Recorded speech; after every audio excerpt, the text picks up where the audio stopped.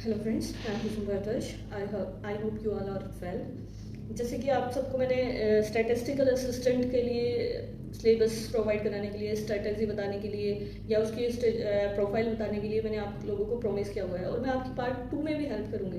But मेरी एक आप सबसे रिक्वेस्ट है कि एक्चुअली क्या है कि ये वैकेंसीज काफ़ी दिनों में निकली है। 2017 में निकली थी, अब 2023 हो गया और ये निकलती भी इतने दिन के बाद ही है, क्योंकि इतनी से सब मेरे अप्रॉक्स 100 लोगों से बात हुई है, 100 से भी ज़्यादा लोगों से बात हो रही है।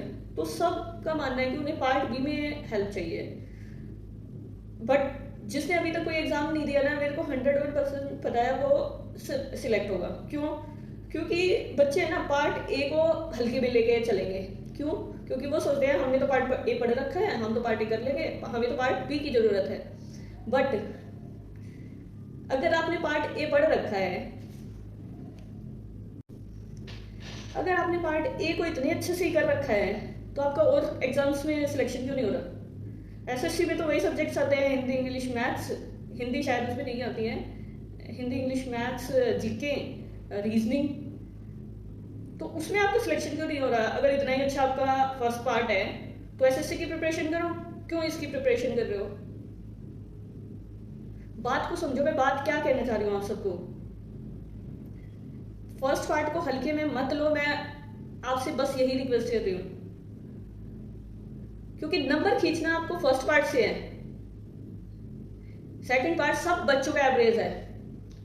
कुछ गिनती के बच्चे होंगे जिनका सेकंड पार्ट ज्यादा अच्छा होगा। लेकिन आप एक बात बताओ, जिस बच्चे ने 12th की, फिर उसके बाद 3 साल की ग्रेजुएशन की, उसके बाद 2 साल की मास्टर्स की, इवन उसने 11th के बाद तो इकोनॉमिक्स स्टैट्स पढ़ना स्टार्ट कर दिया, उसको आज तक ये नहीं पता कि क्या होता है। अब एक बात बताओ, अच्छा एक बात बताओ, आपने कितने साल 11th के बाद आपने अपने मास्टर्स तक स्टैट्स कभी ना कभी पढ़ा है और आपको सब आता है। आपके अगर लॉजिक्स क्लियर है ना, मतलब आपके अगर लॉजिक्स क्लियर है, तो आप कैसे ना कैसे घुमा के या उस चीज को मतलब आपके ऑप्शन से भी सिलेक्ट कर सकते हो।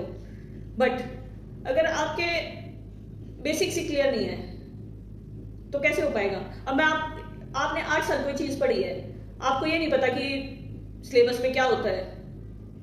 भाई कोई सिलेबस अलग से नहीं बनाता, पेपर वाला कहीं और से कुछ नहीं लाता है। उस चीज जो बेसिक्स होते हैं ना, उन्हीं को तोड़ मरोड़ के कुछ आपसे पूछ लेता है और आपको लगता है पता नहीं सिलेबस में क्या आ गया। तो मैं आपको बस एक नॉर्मल सी बात के लिए गाइड करना चाहूंगी कि पेपर वाला कहीं से कुछ अलग बना ले, लेकिन होगा तो वो बुक्स में से ही, वो होगा तो बेसिक्स में से ही निकल के कंसेप्ट बना होगा। आप अपने बेसिक्स जो कंसेप्ट है ना हर टॉपिक के सेकंड पार्ट में, वो क्लियर करो।